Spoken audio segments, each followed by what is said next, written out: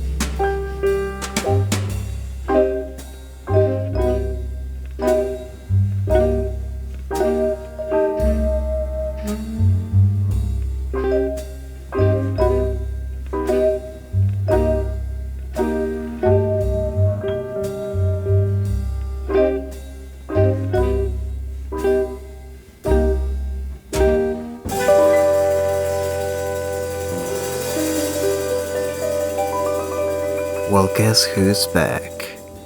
Thank you so much for tuning in. My name is Agustín Riestra, and you're listening to the first show of The Idle Moments here at Jazz Con Class Radio, and I'm very glad to be here and with a comeback in a different sort of setting. You might remember this voice from my previous show, Jazz and Silhouette, inspired by that classic album by Sun Ra, and this one is inspired by the song you just heard, the title track for the iconic album by Grant Green, Idle Moments. And I'm really glad to be back here at JazzCon Class Radio, and I thought that I needed a change, and this show had to be rebranded. And I was thinking about different names, and one of them was No Room for Squares, inspired by that classic Hank Mobley album. And a friend of mine, he gave me a lot more insight to what a square can mean. I always thought of a square as someone, so structured and, attached to things and a little bit boring, who doesn't open up. It's just, that simple closed shape. But what he clarified regarding that word, square, is that it also means, from an engineer's perspective, as something that fits everywhere. Something that doesn't have any sort of rebellion, that doesn't have any sort of edge. It's just, a square that you can put on everywhere.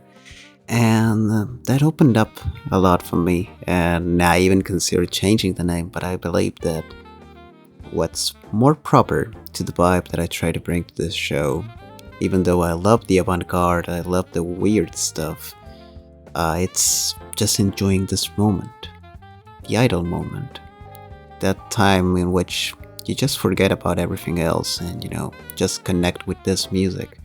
And in the case of this song, it's been 15 minutes and it felt like, I don't know, 5. It's amazing how they take you away with this song. The guitar playing of Grant Green is unmatched, and he's probably my favorite guitar player in jazz music, but I should also highlight the vibes by the one and only Bobby Hutcherson playing the vibraphone, and it's just so special. It transports you in so many ways. He's, the best in my opinion. But also the tenor saxophone by Joan Henderson, which is also impossible to confuse with anyone else. He's just so particular at playing. And the piano by Duke Pearson, who brings a lot to this album. The rhythm section was Bob Crenshaw on bass and Al Harwood on drums. This is a 1965 Blue Note release and one of my favorite albums of all time. That's why I decided to bring it here as the first song for this show, and that's why it inspired me to name the show this way. So as a second track for Idle Moments in this new era here at JazzCon Class Radio, in which I'd like to thank dear Jose, who is the man responsible for this wonderful station, and for keeping it up with such high quality over the years. Well, this is a special song. Live in Paris at the Olympia, here's Art Blakey with I Remember Clifford, and I believe that everyone who tunes into this show truly remembers Clifford.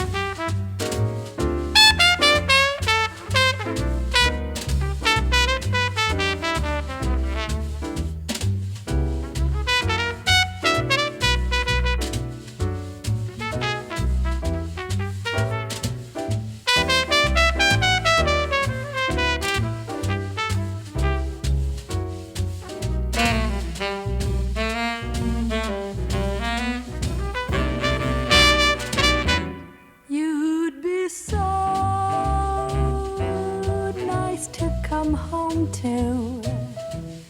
You'd be so nice by the fire while the breeze on high sang a lullaby. You'd be all that I could desire under stars thrilled by the winter, under an August moon burning above. You'd be so nice, you'd be paradise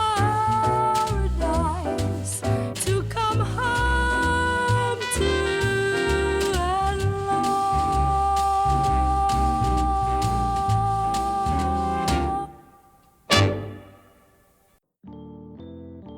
Three of my favorite songs of all time together in a row.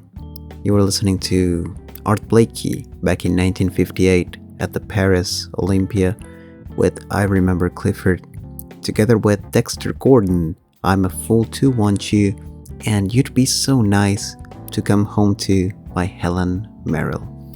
And, well, funny enough, I made this follow-up of songs without remembering that during the recording of that album by Helen Merrill, which was, if my memory serves me well, recorded in the December 24th or December 25th of 1954, which I always found it to be so special, Christmas recording of one of my favorite vocal jazz albums of all time.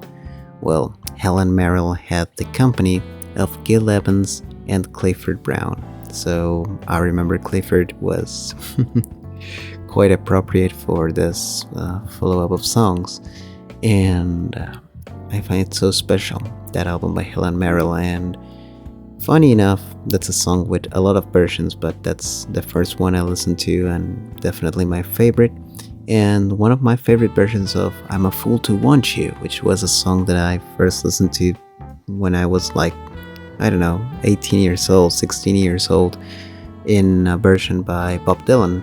And then during those albums in which he was covering songs by Frank Sinatra. Those were very crooner-inspired albums during this last few years.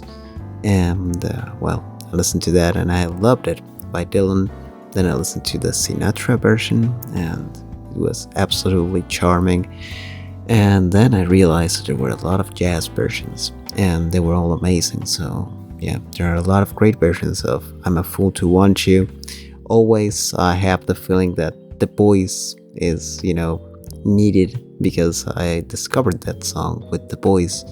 And so I'm always waiting for someone to say I'm a fool to want you. And yeah, that's my feeling towards that song. And hope you're enjoying yourself. Hope you're ready for a lot of jazz.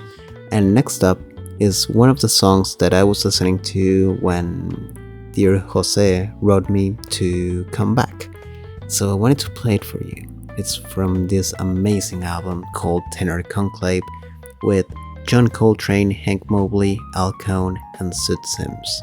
Incredible reunion of artists, and you're listening to How Deep Is the Ocean, and that's just the beauty of jazz.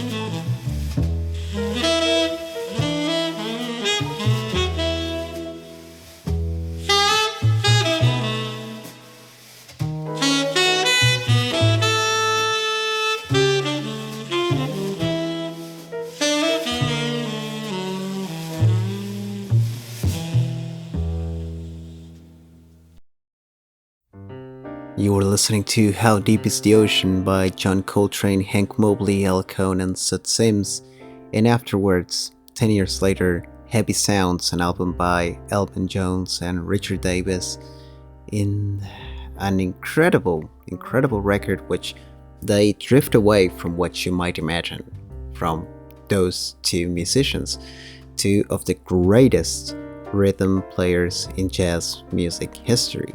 And that song, Albin's Guitar Blues, I was absolutely charmed just by the title. And the first time I listened to the album, I was fascinated by this song. I went on to see, well, what's the name of it? And when I saw it was Albin's Guitar Blues, I loved it even more. It's an album called Heavy Sounds, and it's a very good recommendation for you. It's not so well known and it's amazing. And I'd also like to highlight an album that I've mentioned a lot of times before, which is Dear John C., which I believe is an album by Elvin Jones alone. I believe it was just credited to Elvin Jones, that album, and it's a beautiful record. And now we're gonna listen to, this one was the second jazz album that I got myself a t-shirt of. I love to have shirts of my favorite albums. I love to, buy some things from my favorite artists, but living in Argentina is sometimes very hard to find, especially of, the rarer type of musicians. A Beatles shirt, well, that you can find anywhere in the world, but, a shirt of the Stooges, of MC5, a shirt of Albert Ayler, that's not easy to come by. So what I started making is having custom made shirts. And the first one I did was of an album that changed my life and opened me up for a lot of things. And funny enough, I became obsessed with jazz over the weirder type of jazz. My introduction was with the music of Frank Zappa, and when I realized that he was very obsessed with, for instance, Sun Ra, Eric Dolphy, and Ornette Coleman, then I became quite interested, because I had listened to things by Miles Davis, John Coltrane, and also the big bands, Count Basie, Duke Ellington, but I liked a few songs, but I never got into the level of, wanting to listen to the whole album and being truly passionate about it. I was enjoying the listen, but I wasn't really that into it. But when I listened to Free Jazz by Ornette Coleman, and when I listened to Out to Lunch by Eric Dolphy, I became obsessed. I saw a different thing in music. And so it happened when I started listening to Sun Ra, and that's how I got into jazz. That's how I started to see it differently. And then I went on to listen to John Coltrane, and funny enough, even though I was fascinated with his avant-garde albums, what really made me love John wasn't, for instance, A Love Supreme, or the free jazz inspired albums from his late discography. No, it was actually his earlier stuff. For instance, Ballads, which is, in my opinion, one of the top 10 jazz albums of all time, is one of my favorite albums of all time. I'm just obsessed with that record. And, that's how my journey was. And, my first shirt was Free Jazz by Ornette Coleman. My second shirt, now that I remember correctly, was Out to Lunch by Eric Dolphy, but my third jazz shirt was an album by Charles Mingus. 1959 classic. Luckily, I'm holding it in my hands right now.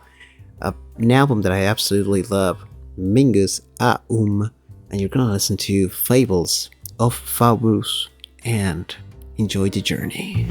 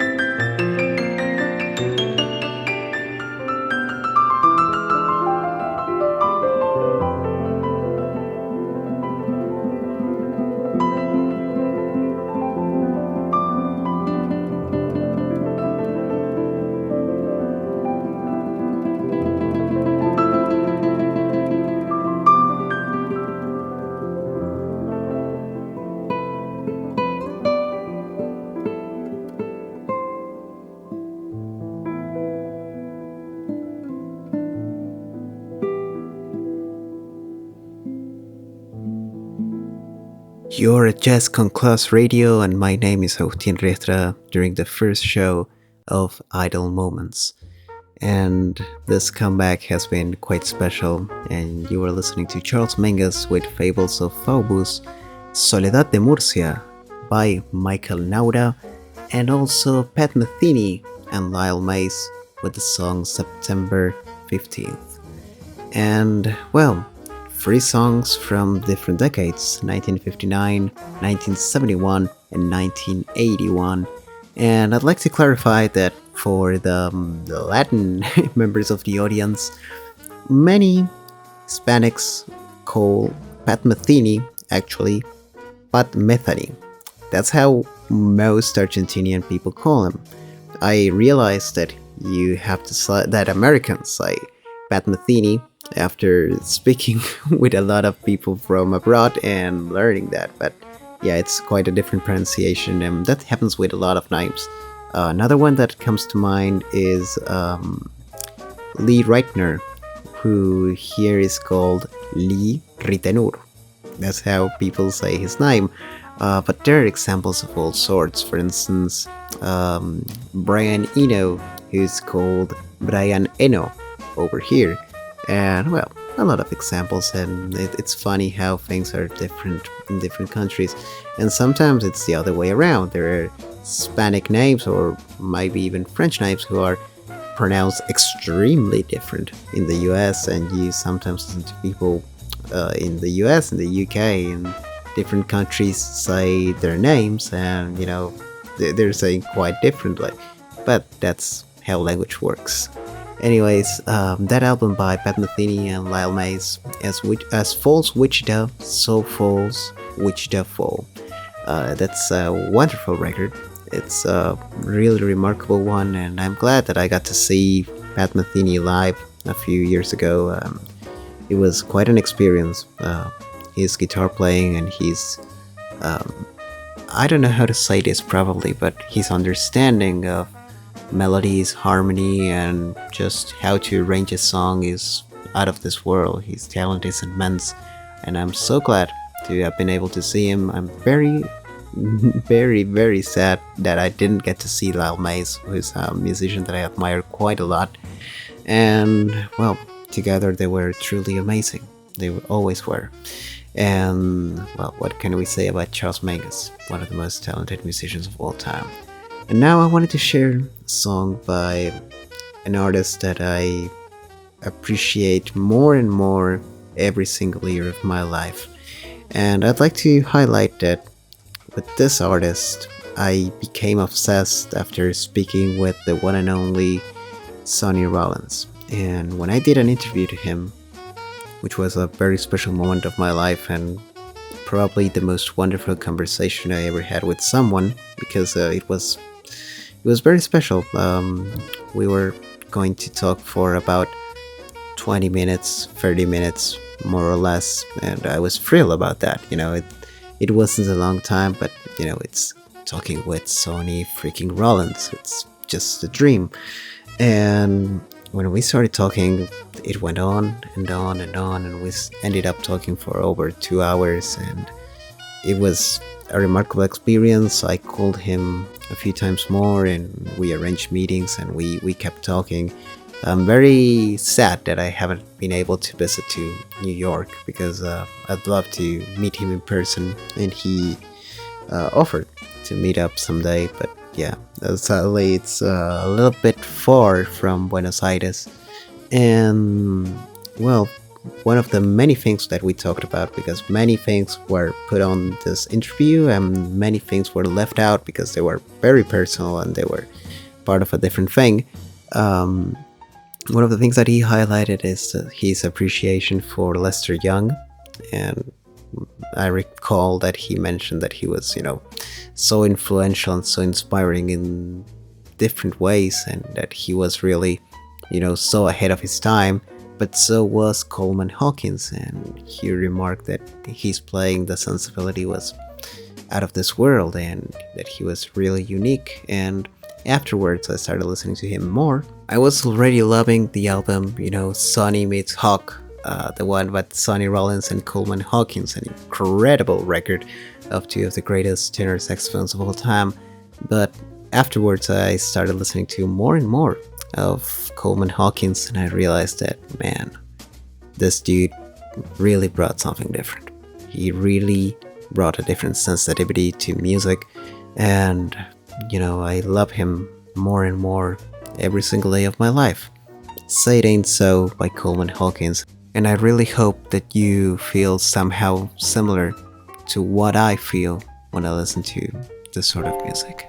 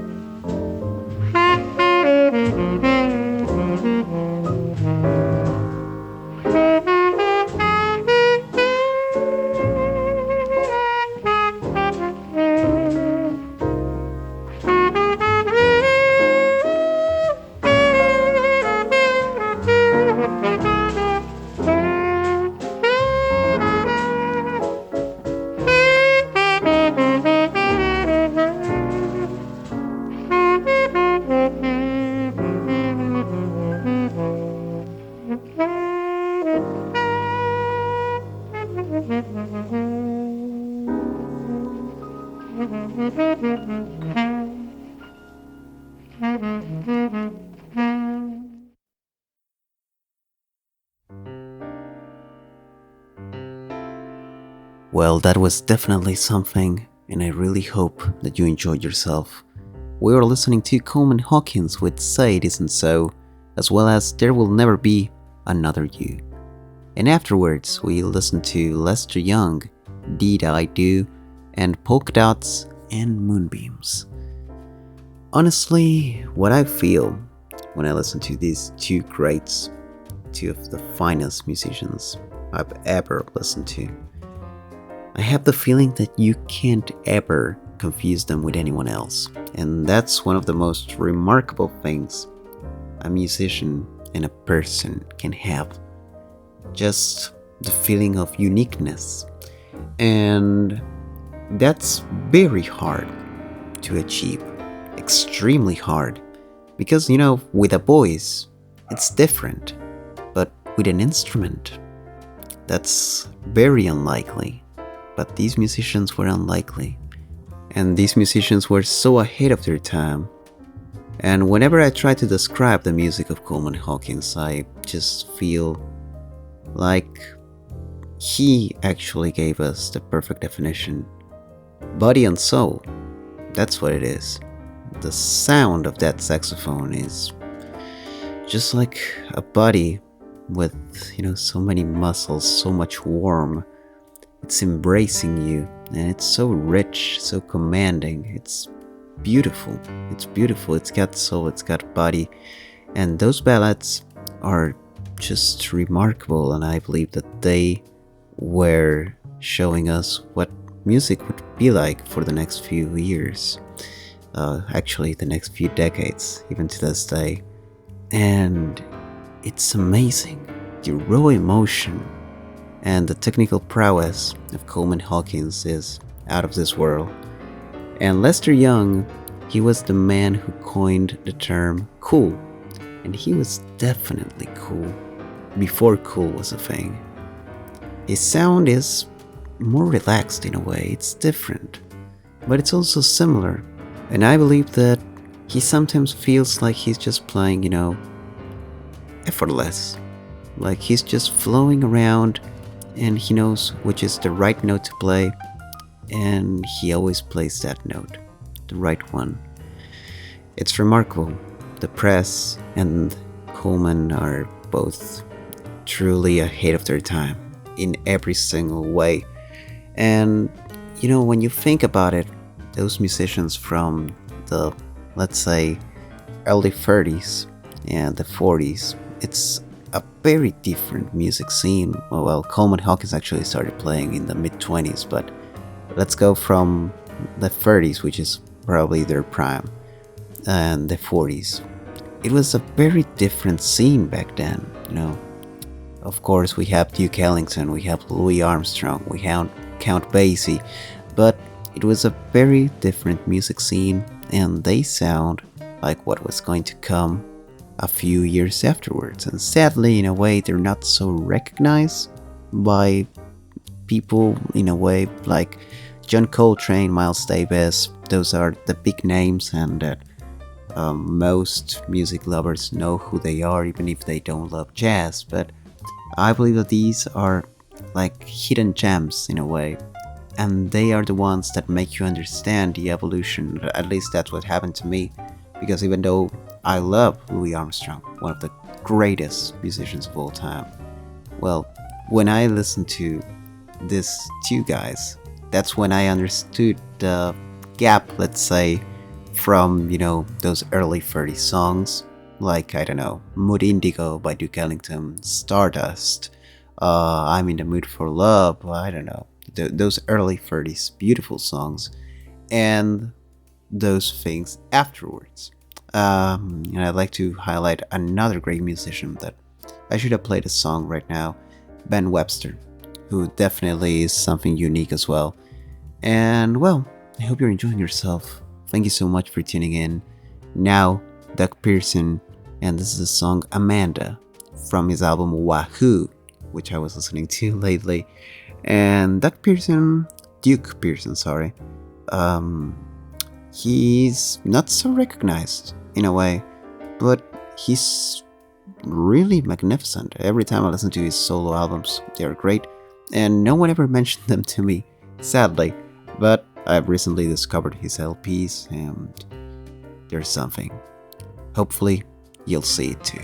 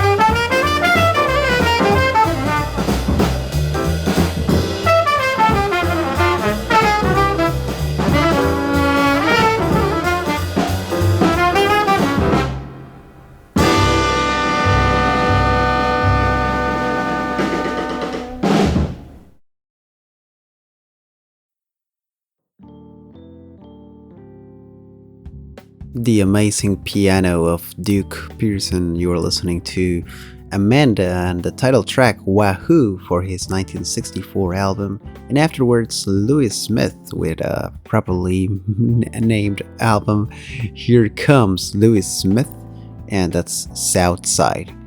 And as a little summary of these amazing musicians, well, Duke Pearson, he was a piano player, and he's really interesting within the world of hard bop and also soul jazz. He's got some amazing albums. Probably the most recognized is The Phantom, a 1968 Blue Note. Great album, which by the cover I was expecting a soul record actually.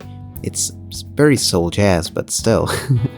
And this is a 1964 album, very recommendable as well, Wahoo. And which the other one that I would like to highlight is 1959's Profile. That's the name of the record. And he played with some of the greats like Donald Byrd, with Bob Crenshaw, with Pepper Adams. So he's got an interesting career, and I knew him from a few albums with Donald Byrd. There was this album at Half Note Cafe, which I like very much. I also Bird in Flight, I believe that he was there as well. So well, you might have heard of Duke Pearson even though you have not heard his albums. And Louis Smith, he was a trumpet player. He was with Blue Note not for so very long. I believe it was a very brief stint in which he recorded this album, Here Comes Louis Smith, and also Smithsville or Smithville, I can't remember the name, but also a very hard bop oriented musician who played with some of the greats. He plays with Cannonball Adderley. He played with Tommy Flanagan, with Art Taylor, Charlie Rouse, so with Sonny Clark as well. So yeah, some of the greatest of all time. And I believe that he was playing in an album by Kenny Barrell called Blue Lights, if my memory serves me well. And I believe he was also in the beautiful Booker Little 4 and Max Roach, which is an album that I love very, very much. I have a thing for Booker Little, one of the most talented musicians who sadly had a very brief career. He died very young, and it's a shame because he was truly unique in his albums with Eric Dolphy, the live ones at Top 5. It's the name that comes to mind, but well, it was 2 live recordings. It's a volume 1 and volume 2. Great records of Eric Dolphy, and he just stole the show. It was incredible. So Booker Little is highly remarkable. Anyways, thank you so much for tuning in. Hope you had a nice time. Hope you found a song that you had never heard before, or perhaps that you haven't heard for quite a while, and hopefully you'll want to listen to some of these songs or some of these artists in the next few days, weeks, perhaps months, or in another point in your life. Thank you so much. My name is Agustín Riestra. This was Idle Moments and the return to Jazz Con Class. And well, I just wanted to thank dear Jose for his constant support, for his good energies, and these next few songs are dedicated to him by the one and only Chico Hamilton, who, well, I believe that Chico is someone so distinct. You know, that's what I love in musicians, when they're so different from the rest. And Chico has a particular appeal in his style of playing, but also in the sort of way that he presents himself in records, in songs, in everything. You know, I imagine that he was a very good frontman. I don't know, I didn't get the pleasure to see him, but I always had the feeling that he would be electric live. Anyways, Elena, and then Summer Night by Chico Hamilton, and well, enjoy this. Thank you very much. Take care, stay curious, and keep listening to jazz.